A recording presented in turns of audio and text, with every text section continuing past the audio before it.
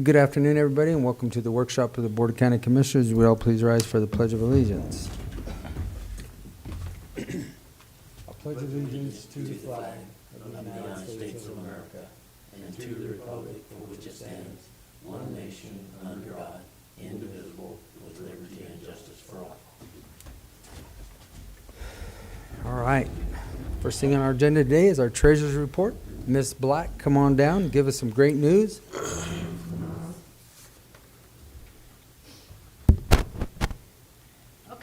Let's see what we have. Great news. Well, on the public trustees side, the great news is that our fees have doubled, which will make a difference there on that side. So that's statewide statute, and so it'll make about $20,000, a little over a year difference in our income, which will be good because that department's just been barely, you know, it kind of just holds its own, and so now it'll be a little bit better. Foreclosures and releases remain about the same as last year. Interest on investments this year, I think we're ahead of 2023, so that should look good by the end of the year. Next year may not be quite as good, but. Do you really see that moving a lot? Because I don't. Not a lot, no, but, you know, where we're over 5%, probably going to be a little under that on the bulk of it. So it's not going to be a huge difference, but will be some. 0.5%. What's that? Yeah, 0.5%. about 0.5%, so. Yeah, I don't see it adjusting much at all. So, yeah, we're pretty good there this year. Well, we are good. We're ahead of last year, so that's good. Okay. Premium bids, we just had our tax sale a week or so ago, and I told you last time that our treasurer's deed process is all messed up now because of the Supreme Court decision. So that we noticed that a lot of people not as many people bid this time. We had less properties go to sale. We had less bidders, but our premiums remained the same. So on the real property, the premiums actually went up. The bad news on that count is that Montezuma County ended up with more liens. Most of them are on minerals, the severed minerals. So, you know, not all the counties tax the severed minerals, and that's something that I'm not sure it's profitable to tax it, but it's kind of necessary to me because what would happen to it if we didn't? Who would keep track of them if we didn't do it? You understand what I'm saying? Yeah, I Because they all do. sit out there by themselves, and it would kind of be a nightmare. But I don't think we make a ton of money taxing minerals at 15 cents. Yeah. We do charge a $5 administration fee, and, you know, anything's related to the tax sale. But that the expense real is added on. property held Real okay? property did good, so we're up, in the last 5 years, we've had like 162% increase in our premiums, so that's good, so, you know, What did you it have was for- down around 9,000, now it's 23. So there's another little bit that doesn't, you know, just adds for us, which is good. And nothing's changed, that's still all online. Collections are good except for personal property, and that's always, we can't take personal property to tax sales, so those hang out there. There's a few that are kind of large and old, and you're probably aware of who they might be, so. Anyway, other than that, things are going good in our office. Do you have any questions? No, I think you kind of covered it all. I was just curious of what your forecast was and you already answered at 0.5%. Yeah. Because I don't see it moving a whole lot either. No, I don't think it's going to move a ton, and we should have about the same amount invested, so it should look about the same, I hope. Hope nothing changes too much. Okay. Okay, that's it. Thank you, Ellen. Oh, All you're right, welcome. thank you. When do we usually do that tax sale? Is the first It's week of always in November? November. We can schedule it like the last part of October to December, but we like November because people are used to that, and then it gets it done before you get too close to the end of the year, and so we just kind of keep it the same. Usually those first 2 weeks in November is when we try to do it. So it went well this year, thankfully. All right. Very good. Have All a right, good thank you, afternoon. Ellen. Thank you. All right, next we have our district attorney, which we have our representative. Miss Clarissa, how are you today? Good. Good. How are you, gentlemen? Good, thank We're you. fantastic. We really didn't have much. I figured I'd give a year-end statistical update next month. So I had kind of talked to Travis a little bit and just wanted to put on your radar with the 2026 Senate bill that's going to pass. I was hoping that would alleviate some of the county budget, being that the state's going to cover part of the ADA's salary, but because of what they're bumping the ADA salary to, it's not going to alleviate the county budget at all. We're actually going to have to add a little more. So just to give you guys perspective a little bit, the ADA is making around $90,000 at the moment, and the Senate bill is going to pass. It's going to be about $185,000 dollars a year, and so we'll actually need to increase what the county contribution is to that position. So just to kind of put that on your radar, just a little. And then also noting that, you know, we're potentially having to hire and recruit people, and we have La Plata County and like the county attorney position and stuff like that, that a lot of them are advertising, you know, six-digit figures and whatnot. And my county court attorneys that have, you know, a few years experience and in the courtroom about 3 days a week for a full 8 hours, they're making $74,000, and all these other positions are being advertised for over $100,000. So we're fine for this next year, but that's just the reality we're going to be facing. I know that the county is working on funds in general. You know, you gentlemen know as well as everyone else, it's dwindling.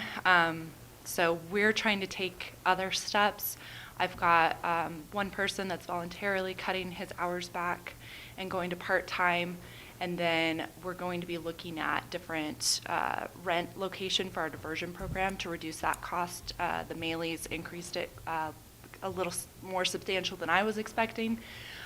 So we've got a place kind of picked out that I think we'll be able to do next year, and it'll cut that by 2/3.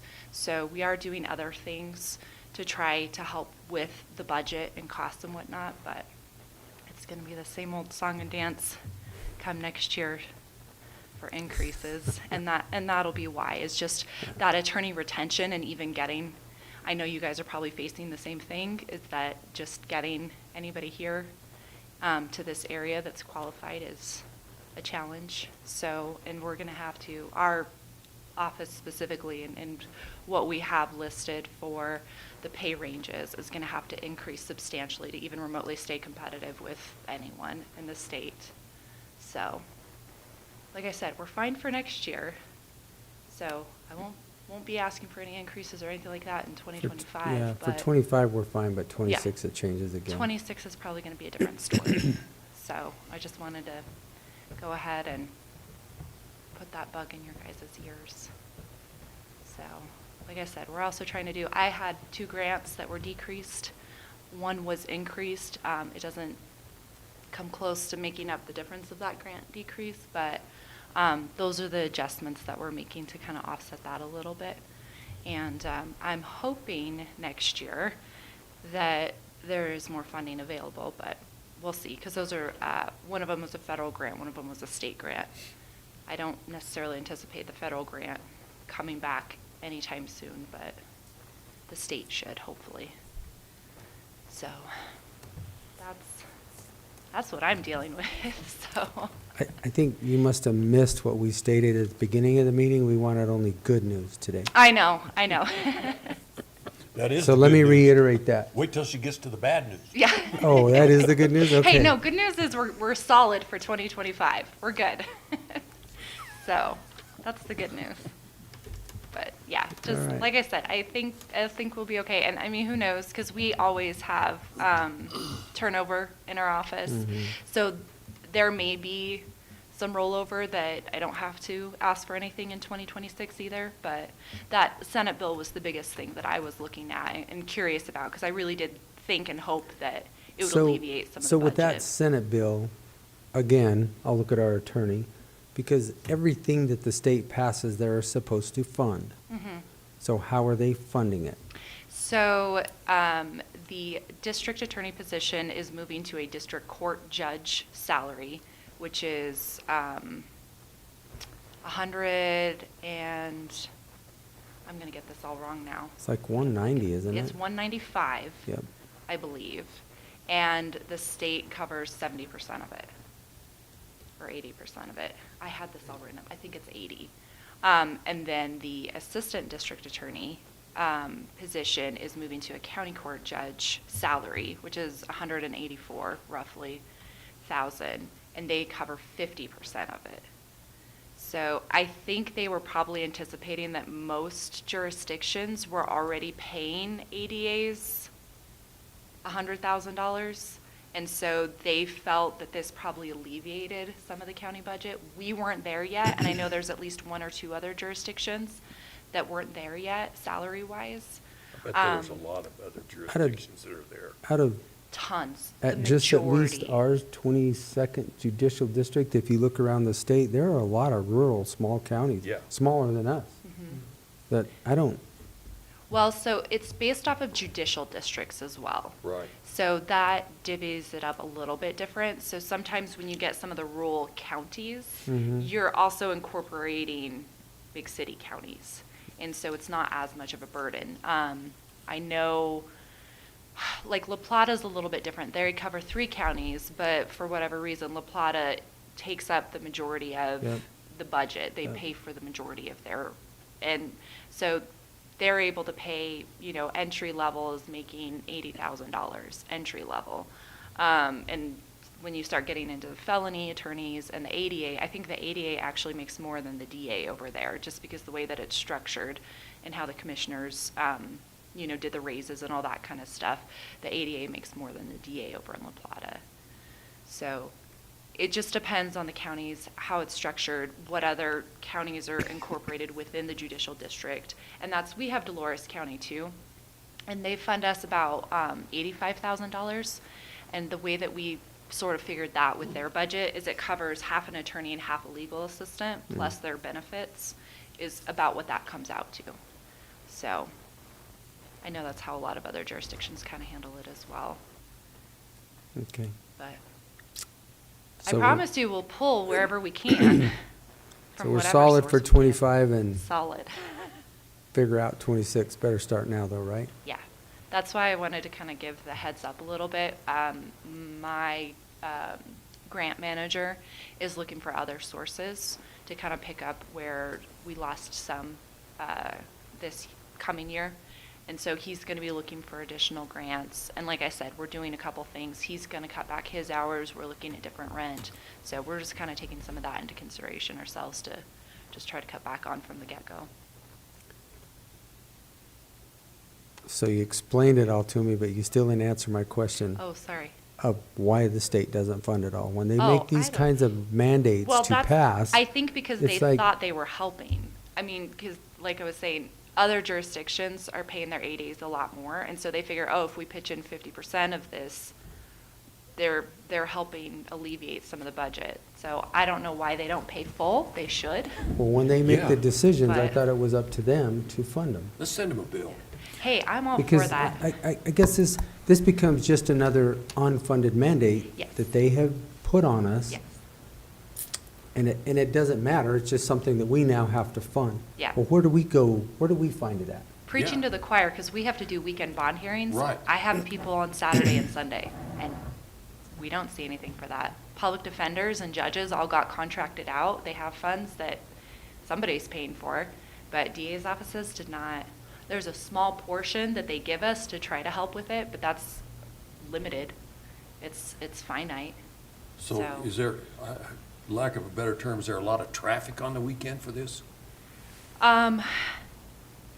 Yeah. Just Depends sitting on how around many people twiddling get your picked up thumbs. Friday Right. night. Yeah. Yeah, Well, that's so- I thought of that. Well, and I've tried asking the court administrator, like, hey, other jurisdictions have opted out of this, can we too? Like, you know, because a lot of they have visiting judges that aren't from this area, and generally speaking, they're just setting personal cognizance bonds where people get let out right away. And so for us, it seems like, well, what's the point of having an attorney call in, make arguments, try to get bonds set when the judges are just PRing anyway. PRing everybody anyway. I was asked to please remain having attorneys appear on the weekends, that it's a benefit and to this community somehow, and so we've been doing it still, but yeah, I think How to is be it a fair, I benefit? think Are these county don't charges know. or state charges or federal charges? they're all county charges, so it's We know your a guy. your DUIs, your assaults, that type of stuff that we're seeing. But it's fine. Like I said, you know, we do get a portion back, and it is what it is, kind of thing. But yeah, they passed that bill without really contributing what the actual cost is either. So I am all for going and helping go to the legislatives and preach to them I mean, about at this. CCI, that's the biggest conversation we have every year, Unfunded is mandate. we are not Mhm. going to pay Yeah, for your decisions. If you Right. guys keep making these decisions, you have to fund them. yeah. Because at some point in time, We I can't mean, afford them. what do we Right. fund? Well, and that's a lot of other jurisdictions too, like the La Junta area. I mean, Yeah. the state that they're in is insane. They have 2 attorneys handling almost a similar caseload to what we're handling, and their budget is the lowest of the entire state. I don't know how anyone's managing or functioning over there, quite frankly. So we're not the worst in the state, but yeah, that's, all these state mandates are just doing these small jurisdictions in, and there's not any support, which is mind-blowing to me, because then you can look at our counterparts at the court and their clerks and what they make and the funding that they have and that kind of stuff, and, you know, when they got the new courthouse. Because they are state employees. Right. Yeah. Yeah, and so I don't understand either why there isn't money to help fund all of these laws that they're changing. All right. I am with you all on that, and like I said, I will happily walk to the state Well- capitol with you all. Okay. I don't think we're too welcome up there. I'm not, I'm not going. It's too far for me to walk. Do you gentlemen have any other questions for me? No, thank you very much. Okay. Thank you. All right. Next is MoCo Transportation, and let me just reiterate this. We're listening to good news today. All the bad news just went out the door. Thanks for coming. Good afternoon, Kelly. Good afternoon. MoCo's trucking along. I did bring you some informational, for July, August, September, and October, we had 2,805 transportation, instances, so we are trucking along. We've really been busy in October, with 745 rides, so I suspect that November and December are gonna be just as busy. Alex, definitely indicates that they are seeing increased calls. The van that's in the garage, we're hoping that it gets the items it needs. They're waiting for those to come in at Kaz's. Hoping for the first week of December. I think a more realistic goal would be January, but So that's 6 months? long time. Well, part of it initially was totaled, and then they undid that and decided it could be repaired. So I know Shane indicated that they began working on the engine last week, but they were still waiting for some parts to come in to finish the job. Alex, our assistant manager, transit manager, went to the Costa conference in September in Telluride. She really liked that. There was lots of good information. This next year, we will plan to train the trainers so that some of our staff is trained in defensive driving and the assist program so that we can train here locally on site when new drivers are hired. Staffing's remained stable at MoCo. They continue to truck on. We did hire one of our internals full-time, which is nice because we got to stop advertising for drivers. And so we'll see how that goes. We did get our allocation for the 5311 money from the state, from CDOT. This year it's increased by 5,000. So this year we had 161,000. Next year we're going to have 166,000. So that's great. That helps with administrative and general costs. We are currently working on, I don't know if you've heard, but the state is thinking about going to a third party for all transportation needs. So they would take the reservations and then filter them out to communities. That is pretty devastating for rural communities because our constituents don't have any control over who they ride with unless they make a request to ride with MoCo. Otherwise, it just gets divvied up amongst all of the providers. The last time they did that, it really did impact our revenue as well as how many rides we were doing. So we're hoping that that legislation does not pass. But if it does, we'll figure it out. We're already starting a campaign to let every rider know that they should advocate to ride with MoCo. So if that hits in January, we're prepared. Do you have those bill numbers? No, I don't. Not yet. That'll be our first meeting in January. Yeah. I will get that and send it to you. I've been talking with Ann from Costa about it, and they've been doing tons of advocacy to hopefully, so it doesn't pass. In the meantime, Medicaid, because there was all the fraud with Medicaid transportation, has created a really awesome credentialing process. So we are working to get all of our drivers as well as our vehicles credentialed so that we may continue to bill Medicaid in the new year. It has been extremely taxing, extremely frustrating. There's lots of requirements. All of the drivers had to retake. They did defensive drivers today. They did CPR and first aid last week. They had to do new UAs, uploading all sorts of documents into this portal. And then ultimately, I will send them through the portal, and Medicaid will decide if we've passed and they get credentialed or not. It's an extremely tedious process. So that is due by the 30th of this month. And the staff has been great to work with, so hopefully we'll get that all wrapped up so we can be approved to continue to provide Medicaid transportation. The last loop I wanted to loop back to was the wraps. We have the partial wraps. You guys have seen the estimate. The stipulations on the bus fund are pretty unclear to me. I can't find a good historical path to understand why we made that fund, how it came about, and how we may spend that money. I would advocate that we make a transfer out of the bus fund to cover partial wraps. I do believe it is a capital expense. It is increasing the value of each of our vehicles and would align with a bus fund. And so that's what I think we should do. I think we should aim to transfer out a maximum of $16,000 to get all of the vehicles wrapped. And I actually had a brief conversation with Kelly, and I actually agree with her too, because I think you could qualify it super easy, and we're only looking at 16 grand.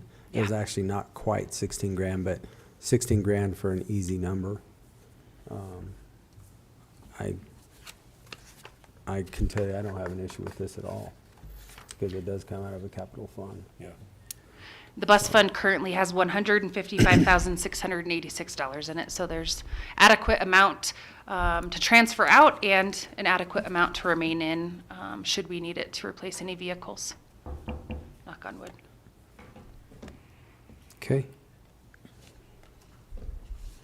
Is that on our agenda for tomorrow, Travis?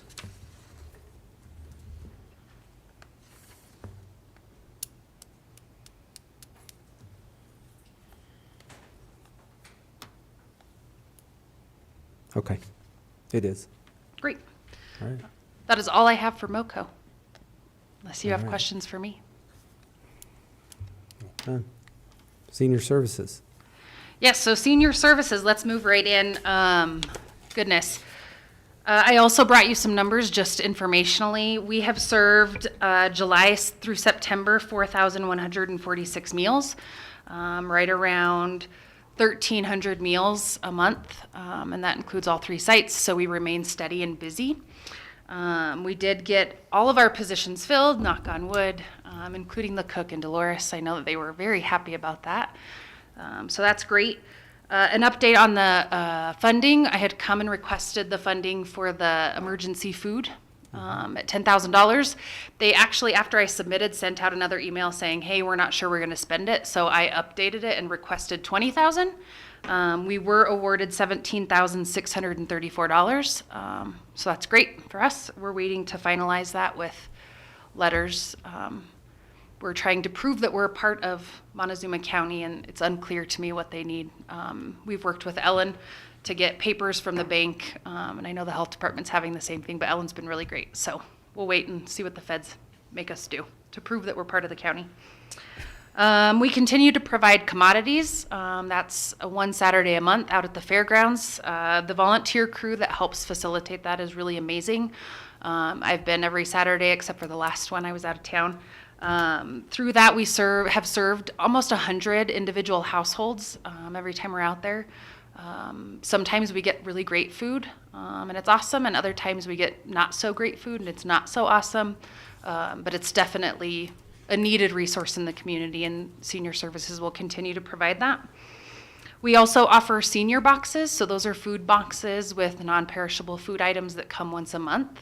And we have 130 people on that list that qualify, and we only get 70 boxes.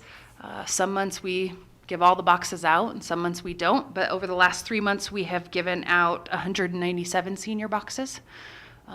So those are also very needed. Do they have, I'm sorry to interrupt you. No, you're fine. Have to come out to the fairgrounds to pick those up? No, so commodities are at the fairgrounds, Yeah. and senior boxes are at Senior Services on the last Friday of the month. Okay, but they still have to come pick them up? Yep. Okay. Yep. I'm going to coordinate maybe some football players or some other student athletes to help carry those boxes out. We just haven't gotten there yet. For some of those folks, they could use the help. And often it's staff will go deliver to vehicles, but it's a good community service project and opportunity. We have the senior chores, the Lower Foundation, the 25,000. That has been very, very, very, very, very popular. The phone calls are never ending all day. Lots of folks that need assistance with lots of different things. Carmen, who is our new program manager at Senior Services, has done a great job of teasing through those, identifying what can and can't be done, and working with providers to get out there and give us some estimates on those jobs. So kudos to her, and I certainly think that by February we will not have any money left for senior chores. We did start, I wanted to mention Raina, who does Silver Sneakers, comes in and does senior fitness on Monday, Wednesdays in the morning, in advanced and a beginners. It's extremely popular. She does that for free, and seniors make donations when they can, and she donates all of that back to the Senior Services Center, and so we're really excited to have her back, and really just an opportunity to say thank you to her. We have a area agency on aging desk audit due by the 22nd, which I think is Friday, and they will be here in June of next year. So going through and finding records to meet those needs. Last but not least, I really wanted to honor the Successful Families class. So that's Successful Families is facilitated through the Pinion Project, and those are folks that are receiving TANF cash assistance. They have to engage in work activities for a certain amount of hours every week, 28 to be exact. But because we were short-staffed and we needed volunteers, SUFAM and those participants stepped in and have done such a phenomenal job of helping in the kitchen, helping deliver meals. And right now we have one of them who is covering our front desk. And so lots of gratitude to all of them, and they've been really, really, really helpful. So we're grateful to have them. And last but not least, newsletters are rolling back out. Fawn, our cook, has been doing those. They look great. And we've started the senior advisory board meetings again. We had one in October and we had one in November. we're going to start a budget subcommittee. So we have some interested folks wondering where and how money runs and for senior services. And so in an effort to keep them informed and engaged and talk about what the budget looks like next year and our needs, they're going to start meeting before our next senior services meeting and start chatting about what that looks like so they have a better understanding of how senior services operates. And then we've been rotating those meetings. So we had October in Cortez, we had November's in Mancos, and we'll have December's in Dolores.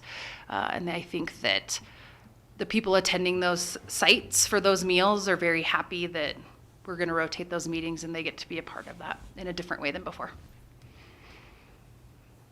I think that's it. Questions? No. Good report. Thanks. Okay. Yep. Thank you, Kelly. Appreciate it. And stay fully staffed. Stay fully staffed. No, stay No. fully staffed. Yes. Or you can stay if you want to. No. I mean, I saw some biker dude walk in and I think, oh, Yeah. that's our veteran services. Mr. Rick. Hello, everyone. Good Yes, I afternoon. got lazy and I stopped shaving. So did I. It's No Shave November. Hey, Rick, don't forget to turn your mic on. There you go. There we go, that's better. Good afternoon, Commissioners, ladies and gentlemen. I'm here to report our office activities for the month of October.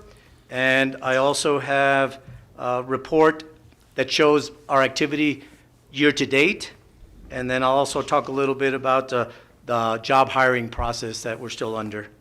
All right, so for the month of October, as you can see there, the financial report, the salaries, they included permanent position, fringe benefits, came to a total of $6,241.88. During the month of October, I had 195 visitors. It looks like they didn't report or keep track of the numbers of visits for last year in October, so I couldn't do a comparison. So I left that off the report. But I can tell you that this October, we had 195 veterans and their survivors come through the office. We had 623 telephone calls, 779 emails. We had 9 outreach or community events throughout town. We served a total of 1,609 customers, clients. New visitors, we had 14. Year-to-date, we've had 107 new visitors come into the office, and I did 1 nursing home call. Actually, I think it was a house call. It was a house call to a veteran, not a nursing home. I apologize. Claim highlights. So actual claims filed with the VA last month. It was a lot. We did 31 claims last month. We were notified that 9 previous decisions were handed down by the VA. What that means is there were 9 old claims. These are not 9 out of the 31. Those 31 claims probably won't be decided till next year. Of those 9 that we were notified about, 8 were favorable, 1 was denied, and that was it. There was none that were continued or stayed the same. As far as income, out of those 9 claims that reported, 8 of which were successful, those 8 individuals their new monthly income combined is going to be $18,843 a month. If you multiply that times a year, you're going to get a little over, $226,000 in income to those veterans and families. And those 8 individuals had a combined total of a little over $23,000 in back pay that the VA owed them for the time that it took to take their claims and make a decision. Are there any questions about, the reporting and the numbers and Yeah. the number of visitors and clients? These numbers all reflect just Montezuma County, right? Yes, just Montezuma County. Okay. Let's see, so if there are no other questions about as far as the office activity, I did have a couple of things to brief you on or bring you up to speed on. Is that okay? Sure. All right, so Travis, did you want to show that other slide of year-to-date? I don't know, it's kind of small, but on that slide, what you're looking at is the activity so far. It's a breakdown of how many people have come into the office each month, the number of telephone calls. Let me do it over here. Let's see. The number of emails, nursing home or house calls, outreach events, claims filed, decisions that were favorable, denied, and stayed the same. There is 2 little errors for October. Since I submitted this report that you're seeing on your screen now, I was notified that there was additional claims, and there was 9 decisions that were made, like I reported a few minutes ago, and out of those 9, 8 were favorable, not 6 and 5, it was 9 and 8. And for a total for the year so far, you have 90 decisions, 64 of which have been favorable. So we keep chugging along. Any questions about activities? It just gives you an idea of What's the average time it's taking for a decision now? Is it 12 months, 16 months? It What is depends. If it's a simple claim, like 1 or 2 items, hearing loss and tinnitus, they only got to see 1 doctor to do an exam, you can get that decision back anywhere 3 to 6 months, closer to 3 to 4. More complicated claims where you're filing claims for 8, 9, 10, 12, a dozen items, there's multiple doctors that veteran's going to have to go see. They might have to travel to multiple cities for different type doctors. Then those doctors have to do their reports, turn them into the VA. You're probably looking at up to a year, which is really not that bad. When I started doing these claims over 10 years ago, it was taking 18 to 24 months. So they've gotten a lot better, I think. I mean, it's never fast enough for the client, you know, but compared to the way it was a long time ago, a decade or so, it was long. But then again, they've gotten automated. You know, before they used to rely just on VA doctors would do these claims, and eventually they took it away from the VA doctors and they started hiring contractors. And so, you know, there was a learning curve, but eventually they all got a little bit better, a little bit faster, and so those claim decisions would come faster. So, any other questions? Nope. All I right. have none. We'll go ahead and talk about where we're at as far as the hiring process. So to date, I've received 4 applications. Of the 4 that I received, one of them, she did not give me a military discharge document, what we call the DD-214. What I let that veteran know, she said that the DD-214 is in another state. I told her if I get the DD-214, the honorable discharge, before we do the hiring process, we'd be more than happy to interview. So, as far as, right now I have 3 that meet the minimum requirements. I am aware of 2 more. One that is going to be coming, I think, through I think it comes through the email, and it'll come to the administrative staff. And a second one I found out about today should also be coming in electronically. So you're going to be looking at, I'll have 5 people, and I'll get with Travis. I think last time we did 6. So, I mean, I think with 5 at a minimum would be what we want to start with it when you gentlemen are ready and the commanders are ready to interview, and then we'll try to get you guys on the schedule. Hopefully we can do that this month, you know. But I can get with Travis on that on a sidebar and see what's the minimum number. I mean, I think at least 5. So if you want more, we can. Oh, by the way, it was really slow coming in. I only had received 2. And so I started doing advertising, I think it was October 22nd, on 2 or 3 of the local radio stations, and then we've seen additional ones come in a little bit faster. Let's see. As far as, I did have a question for the commissioners. I know the budget, it may not be finalized yet, if I understand right, and we in my budget for next year, I had put in for a part-time position. So with the lag of getting interviews done, selecting somebody that meets the qualifications, and getting them on board, are we thinking about doing the hiring process for a part-timer next year? Or do we want to try to start that process now, even though funds may or may not be available till next year? to get the lead time on getting that going. Something to think about. So let me ask you a question, because I don't think the part-time person doesn't have to have VA qualifications, correct? It does not, the part-time according to the statutes does not have to be a veteran. Of course, I'm going to always try to advocate that we hire a veteran for that position. But for the assistant or a part-timer, does not have to be a veteran. I guess that, my question was, we're having such a struggle getting an actual VSO that I don't know if we wouldn't be prudent to start trying to get the process going, but I don't think realistically we're going to have anything in place until after next year, at best, at very best. Right. No, I figured that, but as far as and here was what I'm wondering. So the individuals that come in for the hiring process, here are the interviews. You know, you grade and, you know, you put them in an order of the preferred candidate and an alternate. But during the interview process, that's something that we can bring up. If you're not selected to be the county VSO, would you be available to be a part-time position?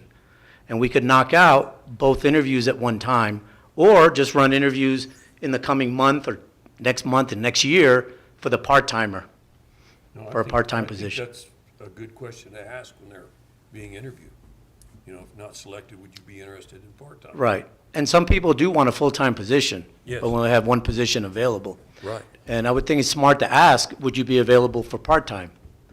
You know, and the other thing too is if the part-time position, if it's funded and we're able to put somebody on board, if something happens with the full-timer, you at least have a part-timer that is a veteran. And I think we're getting the cart before the horse. I think we need to have the budget funded first before we start.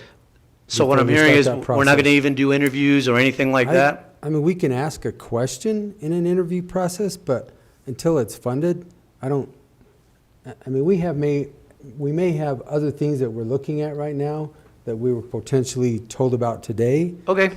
So I don't want to get too far out there. No, I I'm just understand. worried that let's get the budget approved with all these other things that are coming at us first before we, and that's just my opinion. Because if it amounts to a lot of other money. Right. I mean- So in the proposed budget that I provided, obviously, if the part-time position doesn't get, or has any chance of being approved, then it makes no sense to start the hiring for next year's budget, at least start the process now. It doesn't make sense to do that. Correct. My thought was, if we have a chance of getting that position added, because if I start in January, you're probably looking at getting somebody on board February, March. If I start this process in November, I have a good chance of hopefully getting somebody January 1st. I think we're going to have a better idea after the first week of December. Yeah, that's fair. So Yeah, that's fair. we've still got a couple weeks yet Okay. to figure it out. But I'd hate to start the process before we actually have the funding for it. No, I agree. It makes sense. Just wanted to put it on your radar too, though. Sure. All right, so that's the plan of attack as far as the full-time position. I think we're pretty close to at least, I'm gonna be hitting up Travis for what your schedule looks like and what the commanders of each organization looks like, so we can get this thing going and get, you know, at least start the interview process for the full-timer. And I'll leave with one more thing. That program for the SEER, that federal program that pays to, it's a job retraining, I think you're familiar with it. Yeah. The job retraining program for, I think it's for seniors above 55 and over that want to reenter the workforce. I did have somebody on board, but that individual left our office. And I do have another person, and she's already with us. And she does do duties where she's answering phone calls, she's access to my calendar, basically receptionist duties. So that has been very helpful. So I do have somebody doing that. I'll let Travis know, but I don't remember if I let you guys know. Well, we had started with that SEER program over, Well, was it social service? No, senior services. I think Senior Services Senior. has folks And over then there we was able too. to pull one into veteran services. It's a Yes. good program and it's been a year, 2 years already? for No. veterans? For, that we've been using A that. couple of years, sure. Yeah. Yeah, my understanding, it's an old program. It's been around a long time for several administrations. However, I guess you guys last year started looking into that program. When I came on board, there was an application in. I was able to follow up on how far they got done on that, and I was able to get somebody on board. Unfortunately, after a couple of months, that individual left, but I did get somebody else on board. So if you call over there, she does come in 3 days a week. She does 7-hour days, Tuesdays, Wednesdays, and Thursdays. But at least if you go over there or call, I do have somebody answering phones. If it's not me doing it, she'll do it. Okay. So that's pretty much all I have. Very good. All Thank right, you, sir. thanks for all your help and all your support, and we'll stay in the we'll stay in the fight. All right, thank you. All right, natural resources next, James.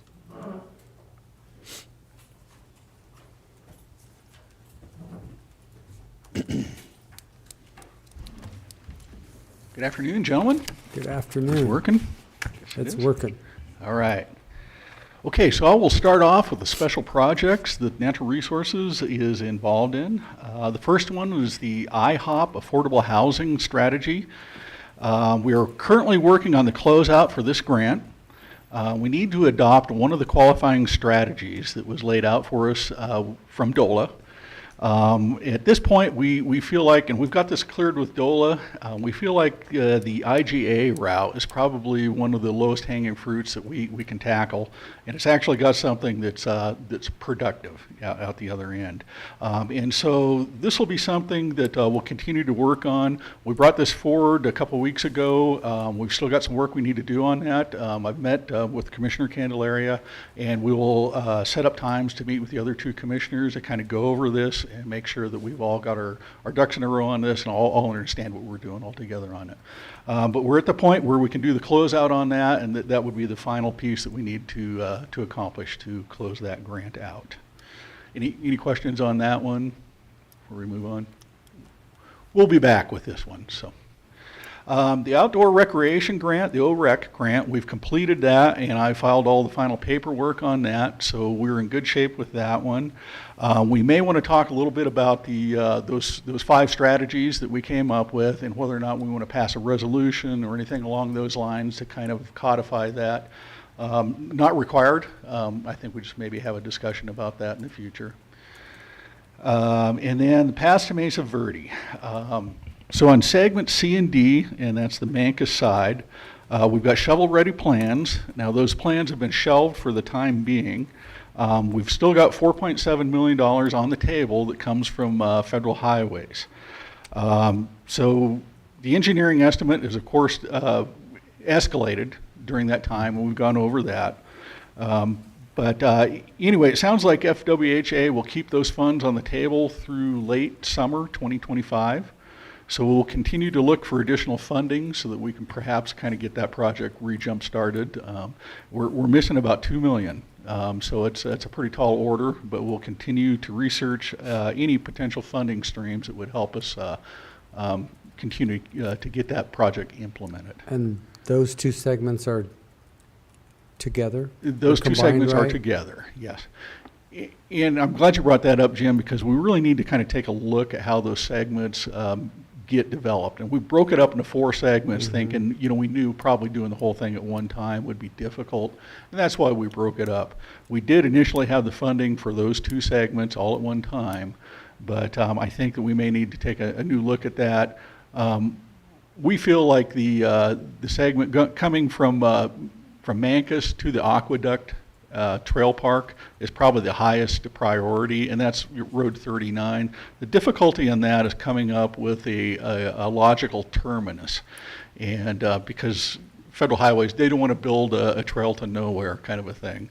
So we're working with the town of Mancos to try to loop that in and try to make a logical terminus, because they've got a trail plan in place, and we can see ways of making that create a loop. And so we're just arguing that we can create a logical terminus out of it, and that's the angle we're approaching with it. We don't know for sure whether or not they'll accept that. That's going to take some future negotiation.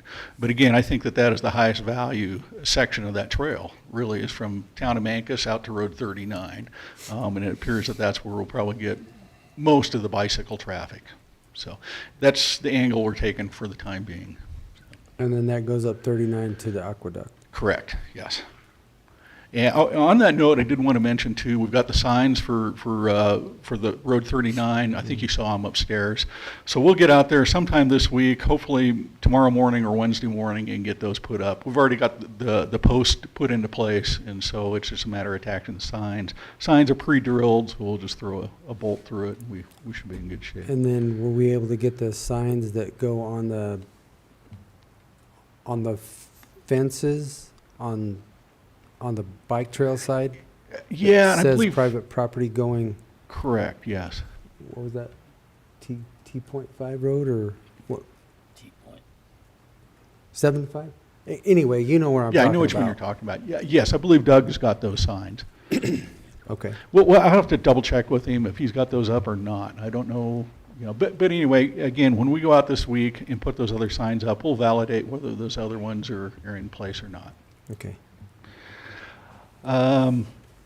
So for segment B, and that would be the Mesa Verde entrance to the fairgrounds, this section is nearly shovel ready. Currently waiting for final comments from CDOT before we can put that back up on the shelf.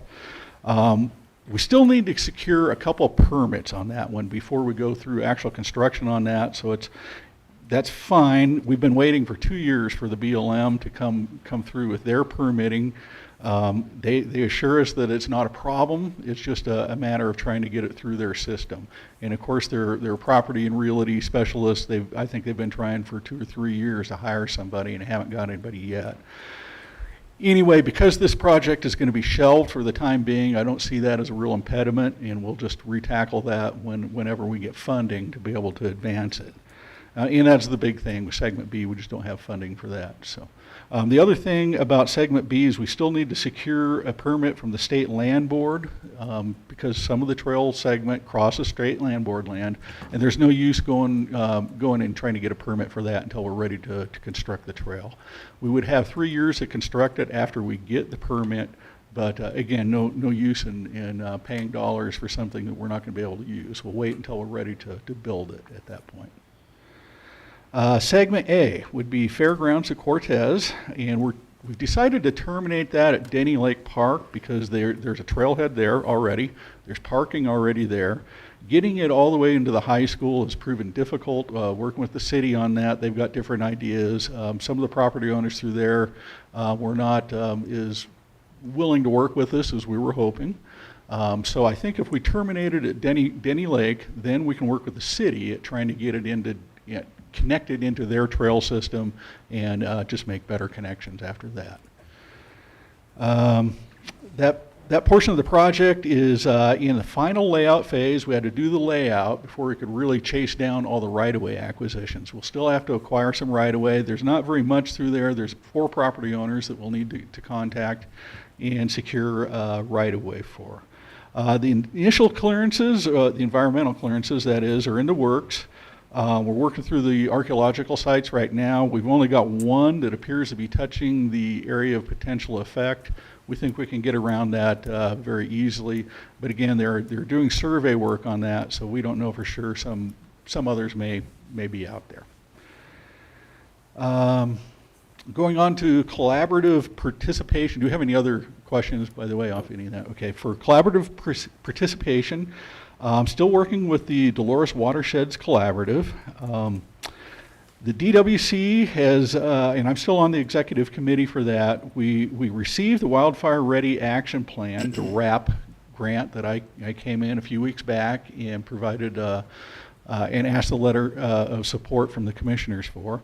We did receive that grant. We're going through the contractor selection process on that now, and I think we have one contractor identified that will probably be the one we offer that to. We're also, we've been invited to participate in the Colorado Strategic Wildfire Action Program, the COSWAP, and that would be another grant process. So we've been invited to apply for the RAP area. And so it seems like they're getting the cart in front of the horse on this, but their CWCB is trying to get dollars out for implementation on on the areas that they've identified to fund for the RAP. And so we will continue to participate in that and try to see if we can get some dollars coming in through co-swap on that also. Still participating in the Collaborative Forest Landscape Restoration Program, CFLRP. I'm still on the executive committee for that. That process has begun to slow down, and we're only meeting quarterly at this point for that. We're still trying to work with the cross-boundary committee on that to identify projects that we can get going here in Montezuma County. And again, co-swap is a part of that, but also the National Forest Foundation Collaborative Capacity and the Colorado State Forest Restoration and Wildfire Risk Program. So anyway, we're really trying to stay connected with the cross-boundary projects and just see if we can chase out any funding potential for that. Still working with the Projects and Places Committee. We're going to be having a meeting coming up here in December, and again, all that's kind of slowed down a little bit, but we're still really trying to get dollars coming into Montezuma County. You know, the one that we really thought was going to be the winner was the Salter project up there, which is still, of course, in litigation. Okay, going on to the Montelores Coalition. I'm on the executive committee for that. The Montelores Coalition really has three purposes: to develop and facilitate a community forum that will represent stakeholders and agencies and work to develop collaborative environment for the information sharing, understanding, discussion, input, and outreach. It's also to provide non-binding insights and recommendations to land managers engaged in outdoor recreation planning processes or policy decisions in Montezuma and Dolores counties, and to collaborate to balance strategic planning and implementation of activities surrounding sustainable recreation development while conserving wild landscapes, wildlife, and habitat. So we have been meeting every 2 weeks with that coalition. We've got ourselves to the point where we've appointed a roundtable of community members to provide input on this process. We had our first meeting with that roundtable last week. And I think it went pretty well. I'm going to be surprised if we really get through this by April, which is what our target deadline is. But nevertheless, we will continue to work on that. All the work that we did with the OREC, by the way, the Outdoor Recreation Grant, that's getting jammed right into the Montelores Coalition. So we're using all that information and trying to develop the best strategy we possibly can out the other end. We recognize that outdoor recreation is, it's a strong piece of the Montezuma County economy. It's if we could get that to be about 24% or so, that's probably just about right. And it's already almost about a quarter of what our economy is. So continuing to foster that, look for opportunities, and keep recriation economy alive is what we're angling in on. Let's see, still participating in the Economic Development Group. It's being led currently by the City of Cortez. And also participating in any of the work that Region 9 is working on right now. We've got one, Region 9 is currently working on a BDO opportunity zone, and that is a bioeconomy development opportunity zone. And it's really kind of focused on the Mancos area. But the purpose of the project is to provide technical support for local forestry sector, transportation, and sawmill companies, and create new jobs by stimulating and accelerating rural bio-based economic development in the Southwest Colorado region, again centered in Mancos, Colorado, in Montezuma County. Specifically, the work will we'll work with regional businesses that make or supply woody biomass, bulk transportation, and logistics, and related services to increase their ability to provide those goods. Services and human resources to green technology companies that produce bioenergy and other bio-based products. The BDO Zone Initiative is a regional risk rating certification and economic development program that drives Bio-based project development to specific areas increases demand for goods and services of local businesses and creates jobs in economically distressed communities. So anyway, we'll continue to work through this. I've had a couple of interviews, I guess we could call them, with their team lead on that, and I'm really trying to make the connections with him to other businesses within the county, like Dave Sitton, for example. And in fact, that's one of the sites we're looking at. I think Dave would be open to possibly doing some leasing on that site if we can come up with some other bio-based business to land there. I think one of the ones is kind of an example of that is the biochar. So that would be one that would fit into that. But we're looking at all other possible avenues on that also. So anyway, we'll continue to work with Region 9 on that and try to bring back some better reports on this in the future. I'm still a little bit foggy on what we're all doing with this, so hopefully it'll all come together here over the next few months. So I'll move on to federal actions. And this one is one that we need to kind of to finalize. So the BLM came in and talked with us not too long ago about making a connection between the new parking lot that's at the east end of Sand Canyon, the one the county helped develop, to make a pedestrian connection that goes to the Lamb House. It sounds like we were all okay with that, and it sounded like Ian was working on the final paperwork to be able to make all that happen. Since he is gone now at this point, I guess we'll have to kind of take a new look at that, see wherever he left off, and see if we can't finalize all the paperwork that's associated with that. I don't think that we had any lingering issues with that. The way Ian left it with me anyways, I felt like we had all those ironed out, and it was just a matter of just getting the agreement in place. I may have a misperception about that, but again, I would be happy to work with whoever our current attorney will be and try to finish that up. Yeah, that'll be me, Jim. Okay. So this isn't something I talked about with Ian, so I'll just need to follow up with you. Okay. So let's plan on doing that maybe towards the end of the week. Okay, perfect. Yep. Yes. So moving on, we had two federal decisions that have come out kind of right on top of each other. We've been participating in this project all the way through. The first one is the Gunnison sage grouse, and the second one was the big game management. And I think I sent the notification around to the commissioners that they've finished that process. So that's pretty much the end of that at this point. We did participate all the way through. I'm not sure I feel comfortable that they've taken all the advice and everything that we provided, but nevertheless, that's kind of the federal process. So That's because that's called coordination. yes, that's called not coordination. cooperation. That's correct. Yeah. I just participated in the BLM Southwest RAC meeting that we had last week. It was here in Cortez.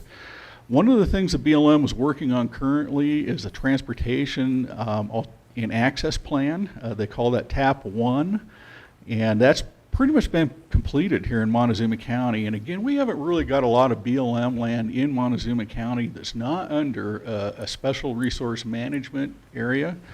And of course, Canham was not included in that. They've got their own process.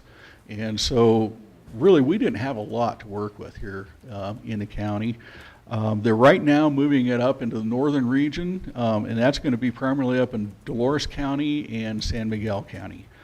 Once they finish that, then I guess they'll come back around and we'll finalize the whole thing. But again, since we really didn't have a lot to weigh in on that, these special recreation management areas, which is virtually all the remaining BLM land in Montezuma County, with the exception of, like, say, the Mesa Verde Escarpment, but there's no public access to that. So it just didn't leave us with a whole lot that we could work with on that. And I would clarify the other remaining BLM land is Weber Mountain and Menifee Mountain. Both of those are wilderness study areas. So again, not too much in terms of travel management up there. We did get notice from Canham, and I sent this around to the commissioners. Let me know if you don't get some of this, but supplemental rules for Canham have just come out. And that implements the RMP decisions to authorize transportation on designated routes within the monument to provide reasonable access while protecting Canham's resources. The rule prohibits recreational target shooting, camping in archaeological sites, and the collection of materials without permit or appropriate written authorization. It also limits campfires to fire pans and formal fire rings. So, and again, I sent that around to everybody. I weighed in on this along with Dolores County, and it doesn't appear that any of our input really had made much of a difference. You know, again, I think limiting campfires to fire pans and formal fire rings, that's really kind of associated with like vehicle camping, things like that. So I think that if you're out there backpacking or something like that, you still got the opportunity to build a fire. However, the other piece of that is they're trying to get you to camp up 300 feet away from riparian areas in stream courses. As you know, down to some of those canyons, probably a backpacker is not going to be able to do that.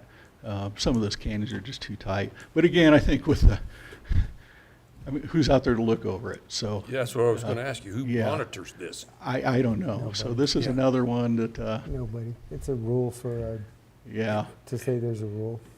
And again, I think this applies primarily to people who are camping out of a vehicle. So, and those are the guys that should be aware of it. Moving on, so I've been working again with the FEMA floodplain work. This year's been fairly slow. We've only had 4 permits issued total so far in 2024. We've been coordinating with FEMA on the mapping updates. They will be sending survey crews out in early December to continue to collect data.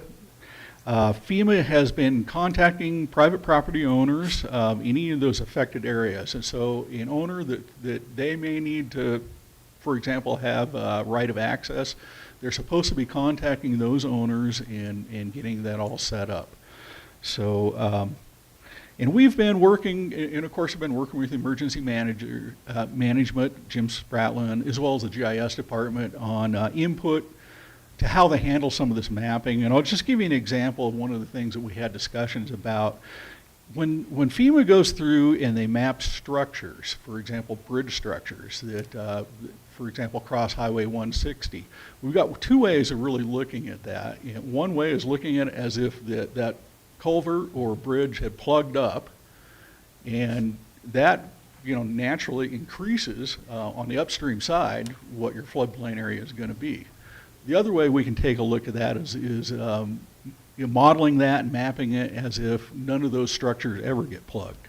And so that, you know, decreases the size of your floodplain on the upstream side.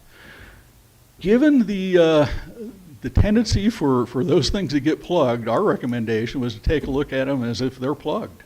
Yeah. But of course, the downside on that is that could significantly change our floodplain. And so when we have somebody that wants to come in, build a house or something like that, it may be quite a ways from the stream channel, and having that expanded floodplain may put them in a position where they need to carry flood insurance.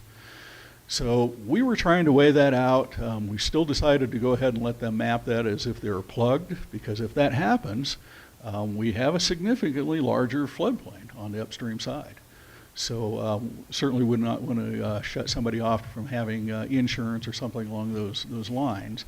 We're also trying to balance this out. We don't want to put somebody through a lot of extra effort or cost if that's not merited. So anyway, I just want the commissioners to know there was a lot of thought put into this, and it wasn't just me that thought it through. So if the commissioners feel like there's any other angle we should take on that, let me know right away. I just got a call from Marta Blanco this morning, and so they will be going out and doing that surveying, as I mentioned.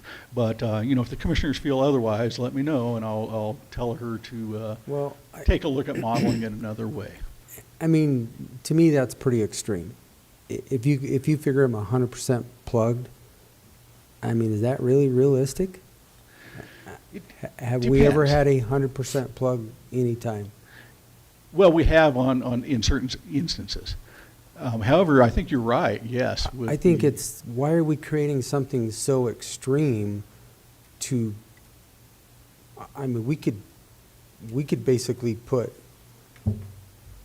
I don't know. Yeah. I think it's too extreme. That's just my opinion. I think, I mean, I'd be willing to have a conversation of like maybe 50-50, but to say 100% of, Right. I don't know. That's just my opinion, guys. That's pretty extreme. And then with the way the insurance world is going in the state of Colorado, if we can't get fire, who's to say we're going to get flood? Right. So then we just limit it and we create even more of a problem. I Yeah. think maybe that's, I don't know, what are you guys' thoughts? I think it's too extreme. I don't, Okay. because I think there's other, with that decision, we're going to create other unintended consequences down the road. And I think those are going to come back and, I mean, if we just want to kill any kind of development, then yeah, figure them 100% plug. But I don't think, that's not what I want to do. So I think it would be the wrong Yeah. decision. I think, just my 2 cents on the issue, I wonder if there are some kind of best practices out there that we could look at in terms of how to do that, because it seems like there's a really wide range of ways it could be done, and I understand there's some pros and cons to how you figure that, but I wonder if it would be helpful to see kind of if there's any general guidance that would help the board kind of Yeah, nail we- down on what's the right approach. Sure, you bet.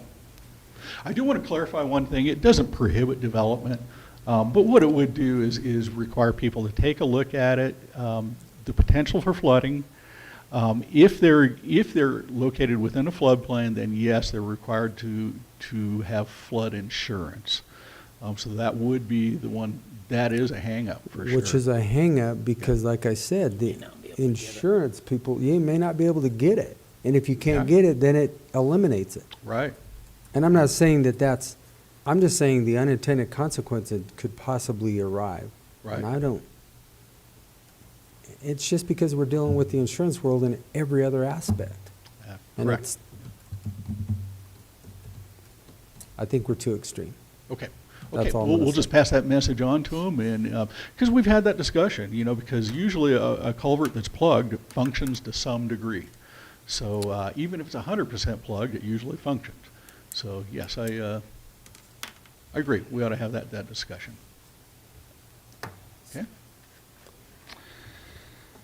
And then I will just close up with just a short report for noxious weeds. We're working through NRCS and the landowner on the free adiphyte program.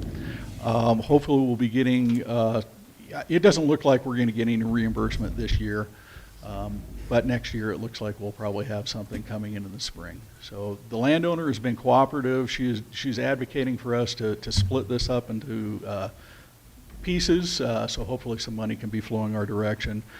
And again, that's a federal decision. I don't know if we'll be successful with that or not. The CDA cost share is winding down. We're right at the very tail end of that, and so we'll be completing all the necessary paperwork on that and then starting to pursue the new one for next year. The last item that we've got is the truck that Russell drives, the fuel pump's gone out on it. So we've got that over. Shane's working on that right now. And it's kind of a fairly expensive fuel pump, but we'll get that repaired. I don't think we have too What much year is choice that on pickup? I couldn't tell you what year that is, to be honest. Could, Anybody know? Get with Shane, because we've got some that's being rotated out, and see if we can just Oh, transfer. Yeah, I was gonna say Get rid we- of that one and transfer into a different one. okay. Yeah. Okay, yeah, let's do that. That makes sense. That's what I was asking, is like, what year is it? How many miles on it? I mean, we've got some options that might be better. Okay. Sounds good. Y'all give him a call on that then. Okay, gentlemen, I think that concludes my report. Thank you, sir. Okay. Okay, thank you, All right. gentlemen. Thanks, James. Travis, this was a conversation for the IGA with the city of Cortez for the animal shelter. What do you have? Anything new or less than last meeting? Nothing new and nothing less. Tyson was supposed to bring us stats. Did we He get was any? supposed to. I talked to him, Friday evening, and he was trying to get the information from the animal shelter, but was running into some hurdles. And hopefully he will have that information tomorrow when he Okay. comes in. But again, 27.5, we paid that for, I don't know, years. Since at least And it- 2019, it did go up. since I've been here.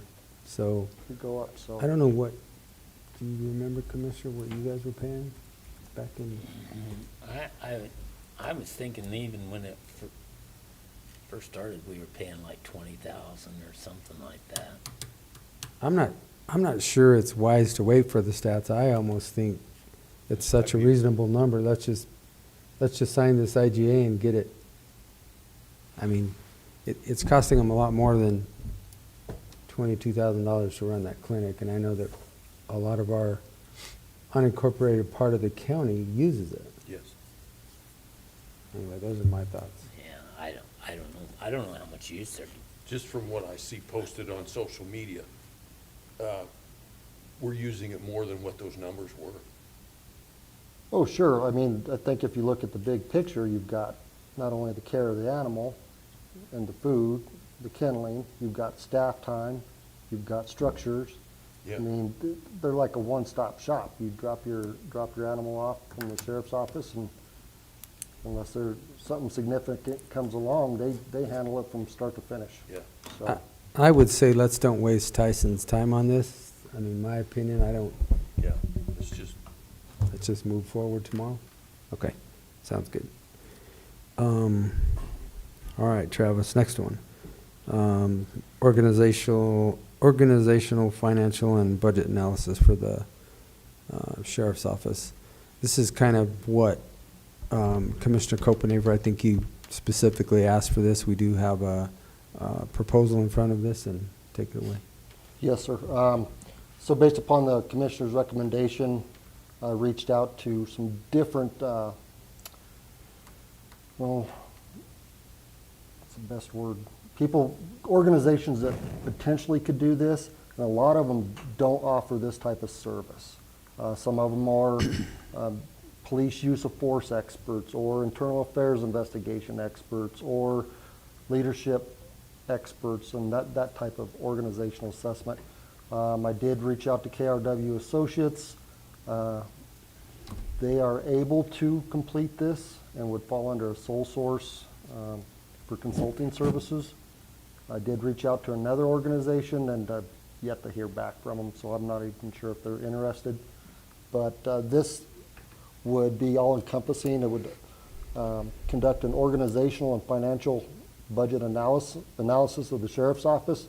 And when you look at the organizational, everything has a dollar figure associated to it. So can they do more with the proverbial less, i.e. technology, incorporation of technology versus staffing? Are their span of control? Do they have too many supervisors and not enough staff? So they're going to do a complete assessment. And what is really good about this is one of their assessors is a retired sheriff who ran the largest sheriff's office and largest jail in the state of Colorado. So he has knowledge and information on how to actually fund this based upon statutory requirements, not wants, but what is statutorily required. Okay. Question, Commissioner? I don't know. I Think it'd be personally, good. go ahead, Gerald. I just think it'll be a good thing for us to figure out what we should be spending.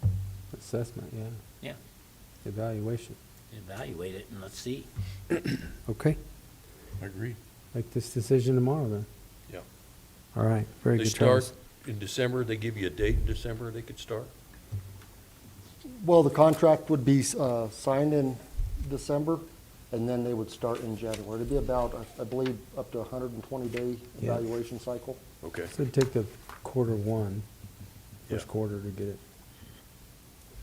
taken care of, and then how do we move on it after that? Yeah, Right. okay. Okay. All right. let's see, where am I here? Dustin, Janitorial Services.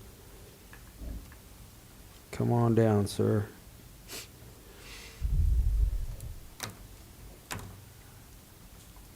So I'm assuming this is for the entire year? That's for 2025. Mhm. I do have one that was emailed to Okay. me.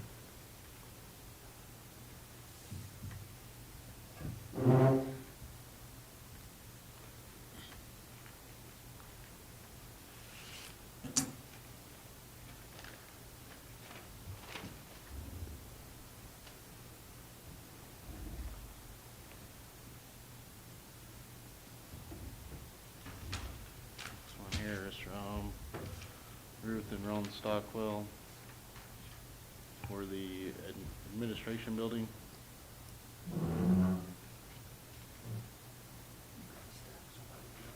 And the total is 39,500 for the year.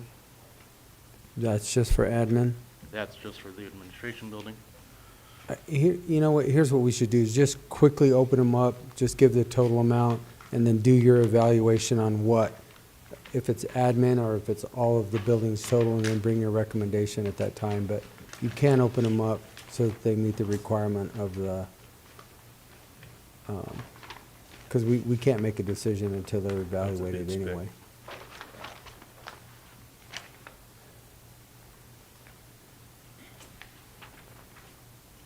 This was from Vicki Schaefer for the sheriff's department, $20,000 for the year. For the sheriff's office? Yeah. And then Vicki Schaefer also for the administration building, $70,200 for the year.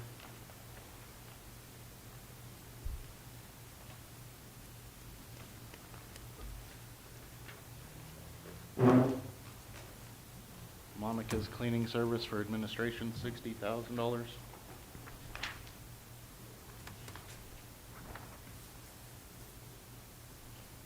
Monica's cleaning service for the combined courts, $54,000.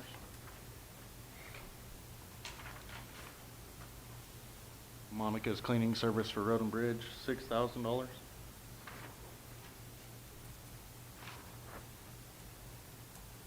Monica's cleaning service for Annex 1, $43,000.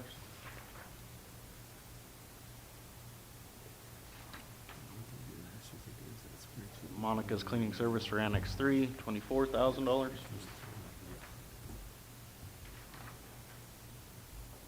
Monica's cleaning service for the sheriff's department, $19,800.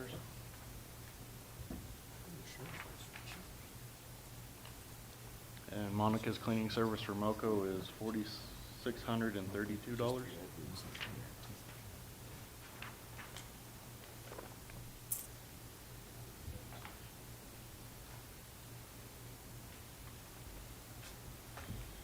Redfin Janitorial.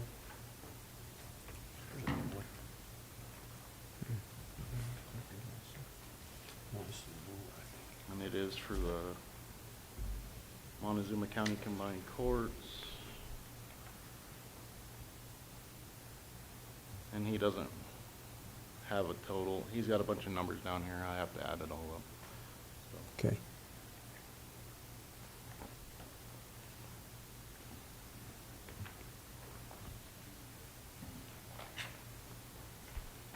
This is Decker and Associates for the Road and Bridge Department, and it's $6,000. I believe that was the only one he bid on.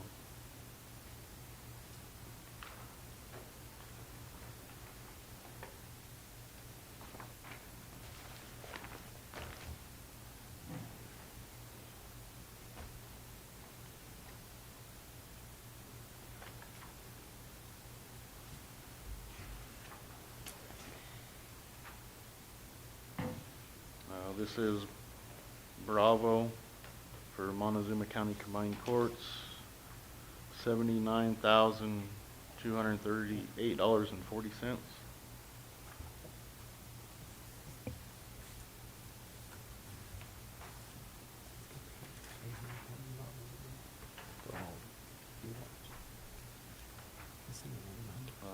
Bravo for the Sheriff's Department, $42,130.90.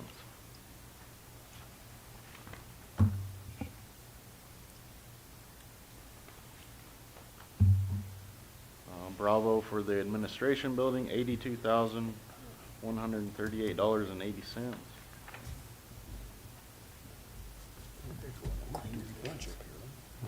I said, we might ought to go into cleaning business. Bravo for Annex 1, $43,173.30.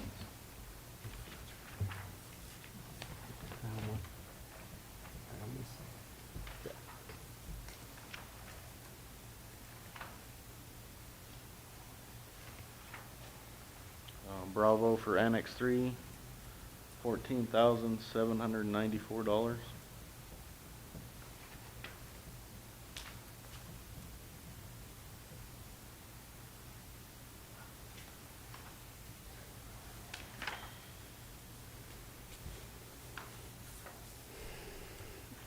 Bravo for MoCo Transportation, $4,160.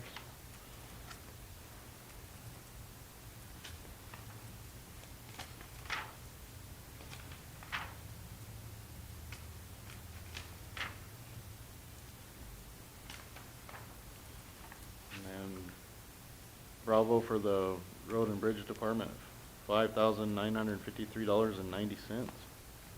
Does it sound like Bravo bid them all? Right now, that's the only one. That bid them all? Yeah. I believe. Yeah, I mean, Monica might have bid all of them also. okay. And then Superior Services for Road and Bridge, $5,460.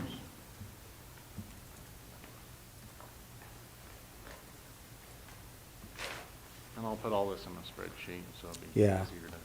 So just like we did last year, make the comparison and then Yeah. we can pick and choose or, And I have a few new bidders, so I've got to go through and do some reference checks and all that. Okay. So, this is Superior Services for MoCo, $3,120. And then Superior Services for Annex 3, $15,000.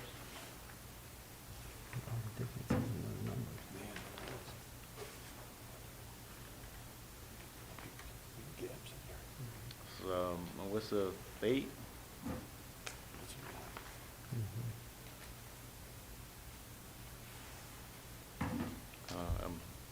And it was for Annex 1 for $48,000.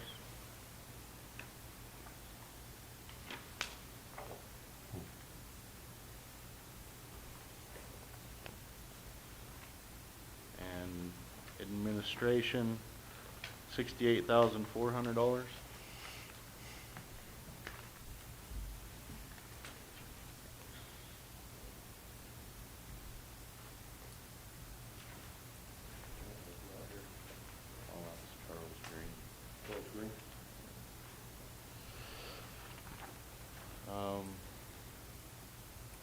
This is for MoCo, $11,900.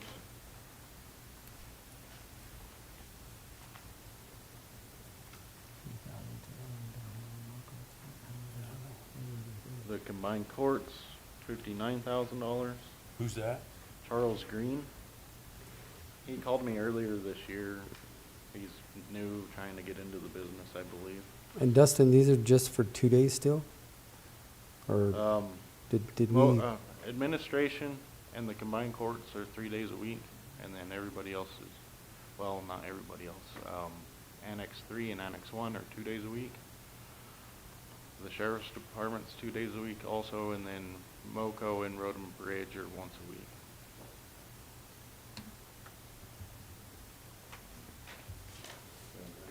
This is Road and Bridge, but he doesn't have a total on the total side, so I'll have to add it up.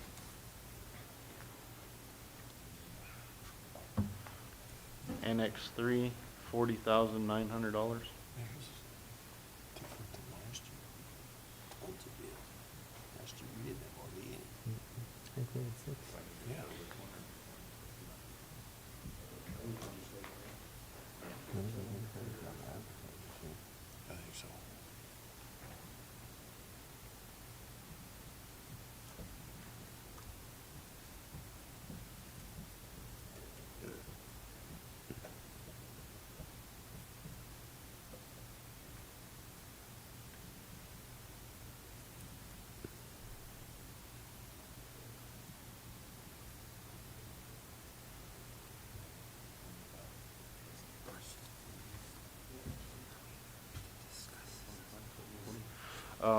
Taylor Betts for Annex 1.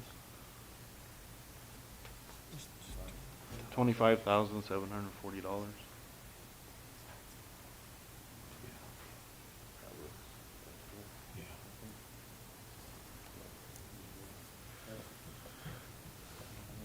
KISS cleaning for Annex 3, $16,500.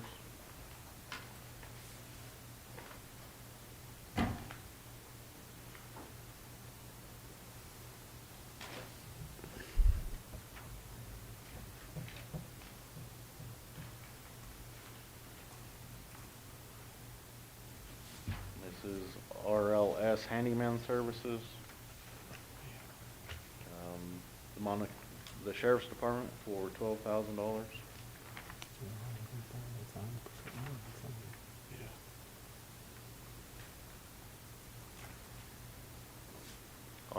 RLS Handyman Service for MoCo, $1,900.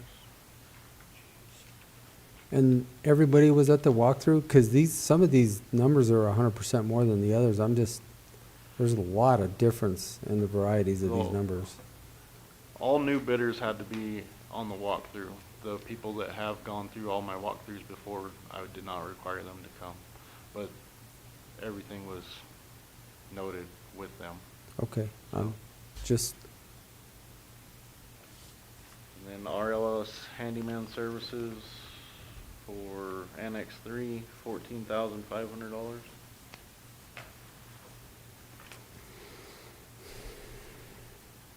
And then RLS Handyman Services for Road and Bridge, $3,400.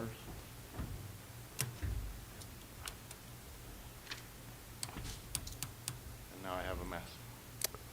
well, now you can put it all together, formulate it for us, and then you can bring us the recommendations after you also check all the references, so. That Just looks like- like, yeah, it looks like a lot more work than last year. Yeah. A lot more bidders.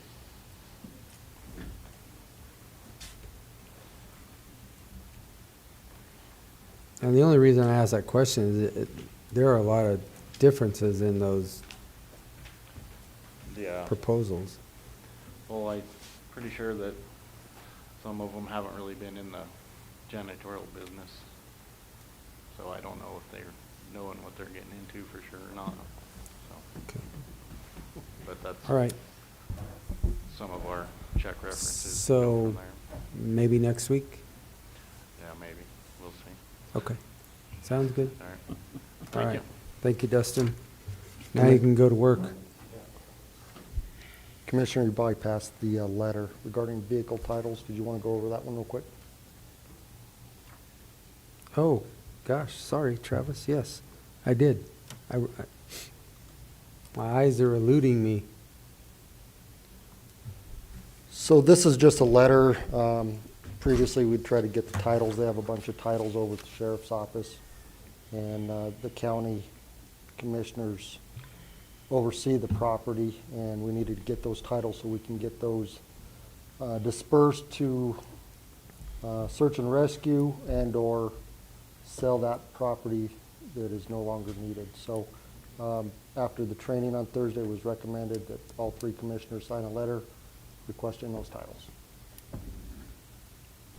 Yep, I don't have anything to add. I mean, I was in that training also. Commissioner Lindsay was there. I'll just say, I was not in the training. I think it would be helpful if if there was any kind of paper that was handed out or something, I think it'd be I'll helpful. make you a copy of mine. Okay. Well, we Thanks. also have a thumb drive that we can give to you too. Oh, that would be Stephen. great, yeah. You could just plug it into your computer, it'd be easier. Yeah, my thought just reading the letter was, I think it's potentially an interesting legal question, which of the vehicles that the sheriff has is county property, because I think it could really depend on, like, the really specific way some of that property was acquired by the sheriff, who we got it from, how they gave it to him. I think you could potentially run into some confusion around some of that. So I just want to flag that. That was something that occurred to me looking at these statutes. but I would appreciate it, so thanks for offering to make that available. Okay. All right, did I skip anything else? I'm sorry. Go ahead. What about the search and rescue as far as, are you considering them part of the sheriff's department, not part? Because when you read that, Go ahead, but let me say, from my understanding, they are a 501c3. They are not part of it. They are coordinated through the sheriff's department if he calls them out for any type of search and rescue, correct? That's my understanding, Commissioner. So they have their own properties. okay, but see, to me that we should take that. So we don't need the titles to the search and rescues vehicles? Yeah. Right. Well, they're titled to Montezuma County. Oh, if they're titled to So- Montezuma County, then yeah. We need to get those and get them signed off and give them the title so that they can Put them in their put them name. in their names. Okay, okay. So if it's titled to I us and see it's what you're held saying, at their, but, you know, when you read that, it looks Yeah. like we're making them give them to us. Oh, gotcha. No, That's we need to prob- get the title so we can give them to search and rescue so that they can title Okay, it in yeah, their. because see, when I read that, it's like we're gonna make search and rescue give them to us. And we can reword it if you want. Well, I understand what you're trying to do now. Sure. It just,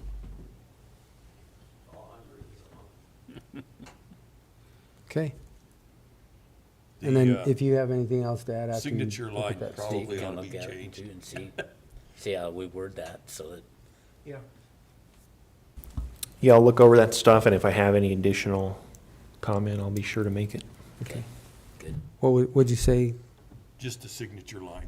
I see you've got the letter there, but mine that was here is different, so we're all right. We're good there. Okay. All right. Okay, do we have a discussion over a policy for compassionate leave? Come on down, Dennis. You got two of them. Holiday schedule, you want to do that one first? That's pretty easy. I'm easy.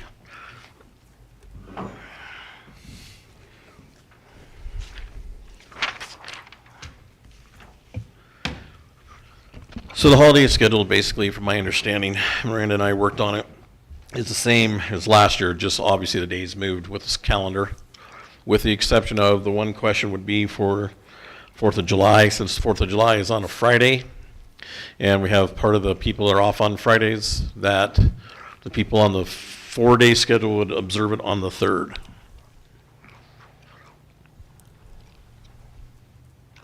Does that make sense? Well, it does, but we actually had this conversation last year Okay. because of going to a 4-day Mm-hmm. 4-day work week, that if a holiday fell on a Friday, Mhm. that it was just on a Friday and we would still work the 4 days. And then those people would just not get the holiday. Okay. So that, I mean, I could pull some old emails and bring it back up and send them to you, but that was part of that discussion. Now, whether we do or whether we don't want to do Right. that, guys, that's really up to us. That, But- that means county offices would be closed 4 days in a row. Why? Well, they'd be closed Thursday, Friday, Friday, Saturday, Sunday, Sunday. They'd be Oh, we do that all the closed time Friday, now. Saturday, Sunday, yeah. Every time the holiday's on a Monday, we do Yeah, that. but if you close the day before, which is Thursday, that's. No, I understand. The reason we put it on there is that's the same cycle as if the holidays on a Monday were closed Friday, Saturday, Sunday, Monday, which we do all the time. So and I was unaware of your previous I understand. deal, but yeah, for me, I'll pull those up. it was no Dennis, difference if I can than a send it. Monday, right? So yeah. Because this actually was a conversation that came up when we said that we would go to the 4-day work week. Right. Okay. Yeah, I'm just, your Yeah, guys. this is just a proposal. This is not, Right. we won't approve this until December anyway. Okay. Okay, yeah, perfect. I just knew that people were needing to know, so we've got it on now. I can say all the others are, I mean, Yeah, The it's day is the just, to day, my it's not knowledge, it's really- the same as last year, just Yeah. the day would move with the calendar. So,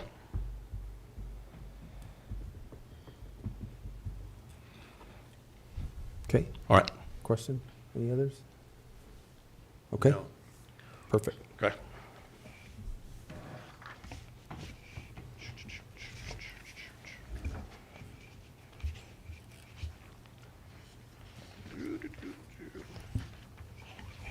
And I think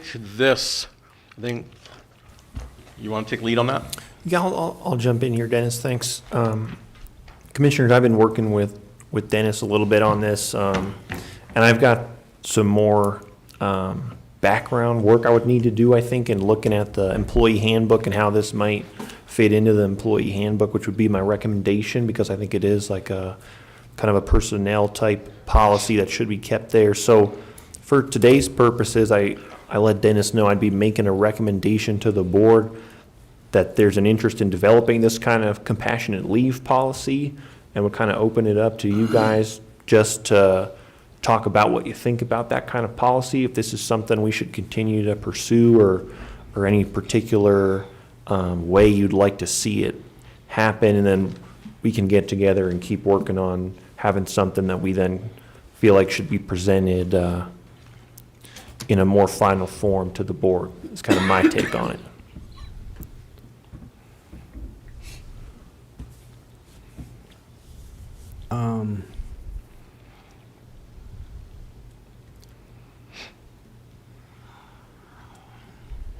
I mean, there's two different conversations to have. I realize this is just compassionate leave.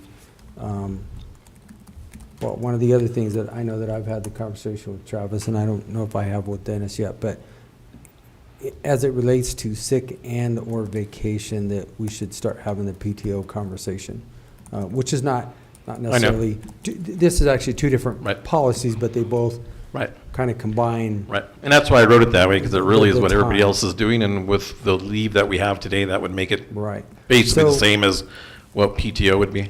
Right, so Right. this is a vacation time policy, and I realize why we're trying to do this and Right. trying to expedite it as quickly as possible. Yeah, we have two people, but, Because we have some catastrophic situations within our county workforce.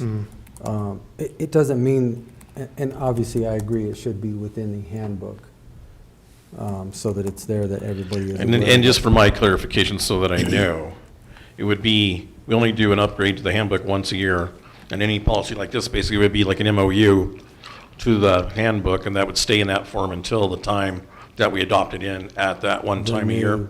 The new Yeah, okay. handbook. That way we can make changes on the fly as they need to happen, adopt them in once a year.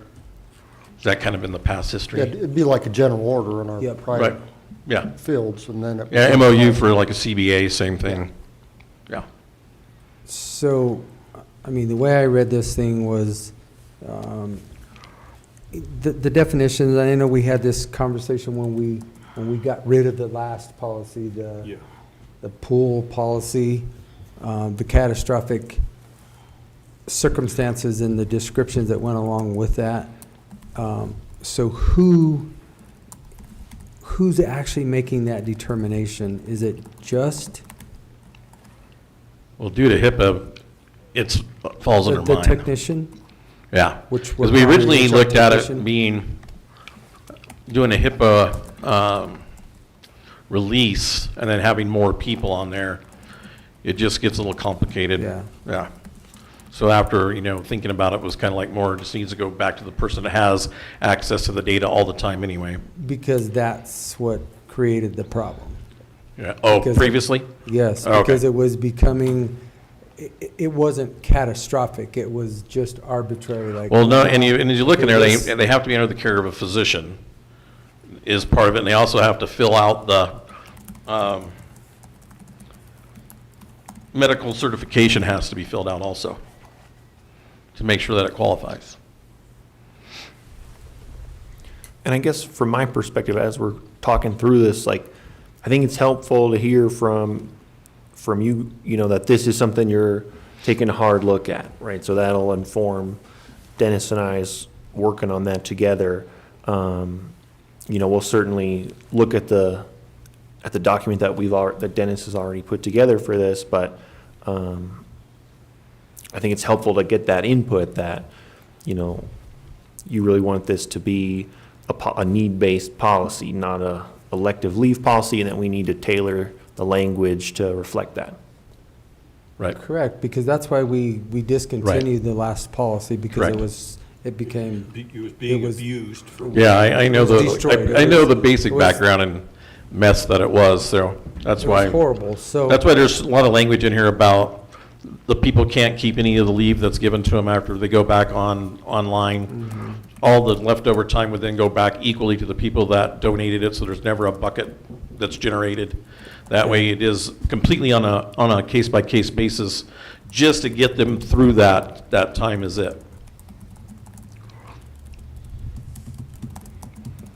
I mean, this, I think, came to us more than once before we Yes. finally made the decision to terminate it. I think it came to us several times. And again, I do Yeah. understand Right. the urgency of Sure. trying to do something, because we have a couple of our workforce that are Right. probably in need. So it's being brought forth from you all to us, Correct. because we didn't have any, well, I don't think it was on our radar, to say the least, but I'm not. Yeah, saying- after I got hired for this job and just saw, I knew that the other one had gone away, but just with my prior experience in the public sector of knowing that how many people we do have and trying to keep them retained. The other part of this too is not just to help them get through, but some of our employees cost $40,000 to train, and we'd really like to retain them. And if it's a difference between losing them and keeping them, and we're just having other people donate their time to keep that person here and keep them on the payroll, then that's part of the goal too for everybody. Because there's a lot of department heads that have a lot of investment in this, as far as keeping, even some of the smaller divisions, it costs $10,000 to get somebody trained. And so as high of a turnover as we have, I haven't counted, but I can guarantee I'm at like 4 onboards and like 20 people leaving in the 4 months I've been here. So we do have a pretty high turnover rate. So it's just that's the whole gamut behind it is really, how do you not increase any fiscal liability by creating this bucket that just sits out there? These are Which is just, what happened before. Right. these And that's are where we're trying to eliminate Yeah. that. basically one-time donations. One Unless they time. needed, Yeah. And And it could come the to simple us case in again. point is if the person needs 200 hours and 400 hours gets donated, then the 200 hours goes back evenly amongst the people that donated. They'd all get half their time back. what else do you have, Stephen? I mean, I have not had a chance to like cross-reference it to the employee handbook, so I'd really ultimately be asking for a little more time before the board makes any decisions about this, just so that we can, develop the appropriate language based partly on the feedback that we got here in our discussion today, and then also make sure that it's kind of fits into everything else that the county's got going on as far as leave and how that all works. Okay. Then work together, and then we'll go from there, do that comparison, and then we'll move it as. I guess the quickly as biggest we can. question would be, and I think that's the question that he's asking too, do you have I guess, what are you looking for or not looking for within this policy as far as concerns on the front side, so we could just alleviate those out? Well, because of HIPAA, I don't know, I mean, And that's why it's a the issue that we had last time, because nobody else knew, Right. we had one person basically looking at it, and it was arbitrary, it was getting Right. dealt out, it wasn't a catastrophic event. Right. So I think from where we sit is, how is that going to be managed? And we never know. You can know that somebody's doing it. I mean, it's just going to be, We don't need, HIPAA doesn't say that we know somebody is sick. It just says you can't right, display their can't give out their information. information. But that's the whole reason for having the doctor involved in this and filling out the form also that outlines what it, Yeah. I mean, I'm in. Don't get me wrong. No, I'm just saying, I think what we need to have, what he's asking for too, is some guidance on parts and pieces that you might want in this if they're not in there now. I mean, it's pretty Otherwise, we'll just keep going straightforward. back and forth 19 times Yeah, I and we're don't- on a, It's pretty straightforward to me. They can donate in banks of 4-hour increments up to 8 hours. 4 or 8, because we have 40-hour employees all the way down to, Yep. right? It can be countywide. It can be Yep. 480 hours per illness. Yep, I mean, it's pretty well spelled out. right, I'm sure you probably plagiarized it from somewhere. I of would've. course. I mean, Best way to do it. I would have. Why reinvent? I Why reinvent changed the some wheel? stuff, obviously, but it's like 2 or 3 different plans mixed together, yeah. Best of everybody's. And then we had a lot of feedback from the committee. If you can I mean, the committee assure really did that, do a lot of Stephen, feedback somehow in the and language, cleaned this I up a think lot. that would be our biggest concern, is so that it's not just arbitrarily one person saying, well, yeah, okay, that's catastrophic. Well, is it really or is it not? Because if you look at the definitions, Right. and if you have the Well, and I think physician that, involved, I think it'll be. well, that's got to, and that's why it says they have to be under physician's care. You can't just be, we have to have some relative proof that, something's going on. And then, we had to put some contingency in there if that person, say I get hit going across the street tomorrow and I'm unconscious, so the family member then could still make the request because I'm not in the position to do it. So that's why that's in there too. So. And I think Lynn and I had worked on something previous on the pool of what the definition of a catastrophic. That is so event all over the place. You guys would basically have to write something that you're happy with and give it to us, because I spent a lot of time looking from federal standpoint, state standpoint, medical journal side, basically. It's pretty all over the place to get real specific. Right, but if you have a definition, there's a definition that you can live by, regardless of that's what what- definition it is. So if we can get a definition in there to what a catastrophic event is, then We can work on have that something then. to go by. Yeah, it's just that one was really tough to come up with, so. But we can work on it. Yeah, I'll work with Dennis on that. And I guess I'll have to go back and review the tape too, because there was a lot of conversation with the conversations that we had with Lynn before we ever got rid of this. Well, we didn't have, it was worked like a compassionate leave policy, but it was a pool. So we can do that research too, because I know that was, Yeah.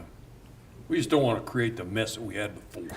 No, and that's, that's why we got rid of it. And I know a version of this works, I've dealt with this in a very similar version, and it worked fine. It just, one, you got to have somebody overseeing, making that decision with some notable, realistic background to it. It can't just be arbitrary. And then two, the people that are monitoring it have to, keep track of everything and put everything back. So the only request that I have, Stephen, because I know the reason this is coming in front of us right now. Right. Is because we have a couple that are. Right. And have been probably for a while. Out yeah. of time or getting Are out, close. both. One's been out for quite a while, one's out So for, I would request that it doesn't take a lot of time to review it to get back in front of us so that we can make a decision. Yeah, I think I can't do it by tomorrow, but I can do it by next week. yeah, I think another week, Okay. yeah. I'm just, Well, and part of the problem Right. is just asking, too is, let's. with all I the stuff understand going that. on in my office, it's just, and with Ian leaving and him coming, it was trying to, I kind of dropped a bomb on him on Thursday because Sure. there's just all the circumstances on top of all that made it a little more difficult too to get legal involved, so.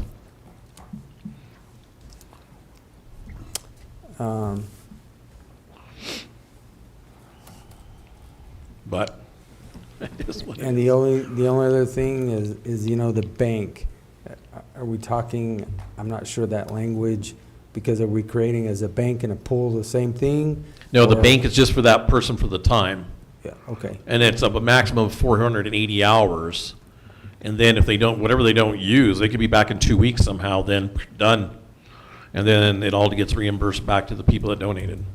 Okay, and that's why I'm asking. And there's specific legal. language in there, if you read that, they can't hold that time or nor can they ever be paid out for that time either. Under any circumstance. Right. Because that does create that I financial think when we burden. do this thing, we should do this thing for a 6-month trial period, see how it works. Before I'm we in. put it in an employee handbook. Well, we could eliminate it out of the employee handbook next year. When we update that, Yeah. we could, However, I we could mean, accept it or eliminate it. But here's, I mean, you gotta understand our trepidation up here. I do. We absolutely do. had kind of a wreck, It was, yeah, it was a mess. and Right. it was just easier to eliminate it. That's why we're trying to create as many of the, you know, protections for both sides of the deal of, you know, not allowing that pool to build up or have anything, and then no liability to us for getting the information out that we shouldn't be, and then at the same time, trying to have something that medically is sound on how you're actually defining what they can or can't do. So that way, you know, it's not designed if I break my pinky and, you know, it's got to be something that, you know, or anything that is elective, right? Correct, Yeah. because, I mean, elective could Unless, still be life-changing. unless you did an elective surgery on your own and, you know, something went bad, you know, you end up getting sepsis or something, or then that might alter it at that point. Right. Right? They went in for, you know, toenail removal and end up septic in ICU, which does happen. But that's a whole nother story. I don't know. What do you? Might guys eat thought? some carrot leaves. So, Did you read that? I didn't. The E. coli outbreak with one dead, and what was it? Did you read it? Yeah, it was like 30 people. Infected, and it was from eating organic carrot leaves, wasn't it? Carrots. Yeah, carrot Oh, leaves. they weren't organic then? Evidently, They they weren't. might have been using some organic fertilizer. or They weren't something. organic. I don't know. Here in this country or somewhere else? Here, what happened? We'll take that up later. Okay. yeah. Yeah, so I think Anyway. that really for us is just whatever, whatever the concerns are, I'd rather, if we're only gonna do it in a week, I mean, obviously, we need to try Well, and, my concern is a pull in a bank, the same language. can be reworded if needed, but I thought we have it in there where it definitively says it terminates. Yeah. Okay. For the problem with the pool, as I understand it, was it wasn't specific to any one employee, and it was just this pool that was out there that could Right. be drawn from with not a lot of specificity. Right. And so I think that's where Dennis is coming from is, Right. you know, he's imagining this as, So this is basically a one-time request that has to be approved by the Right. board for an employee. Yeah, it's got to, and then there's language in there that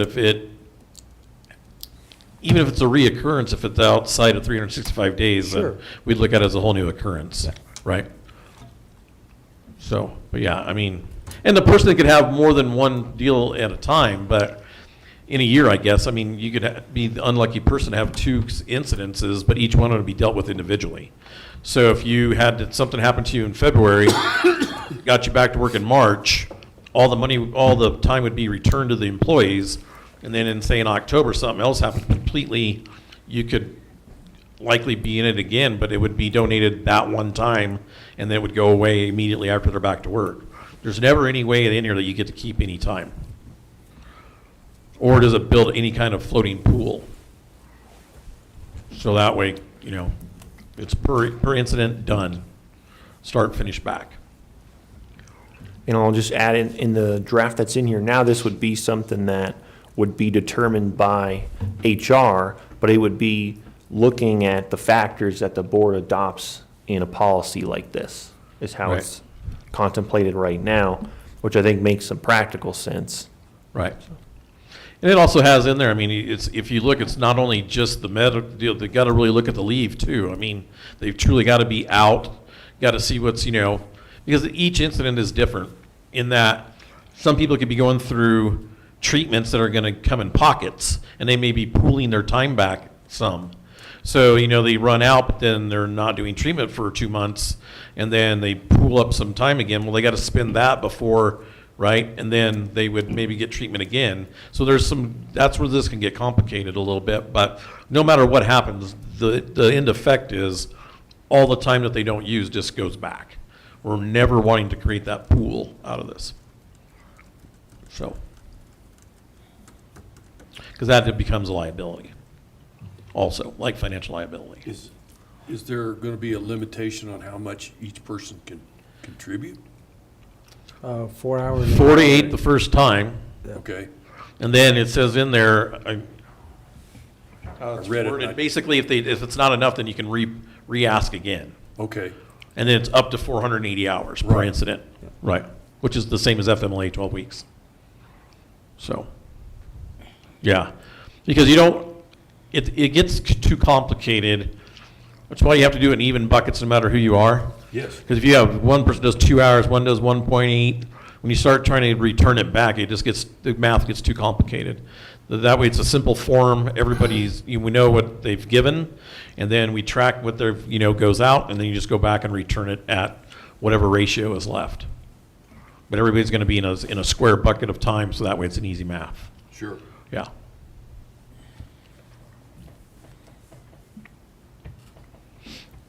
Okay, Perfect. all right. Thanks. There you go. Enough direction? Yep. Good, all right. Cool. Unless I looked over anything, and I don't think I have now, I think we are adjourned, gentlemen. Thank you. Thank you.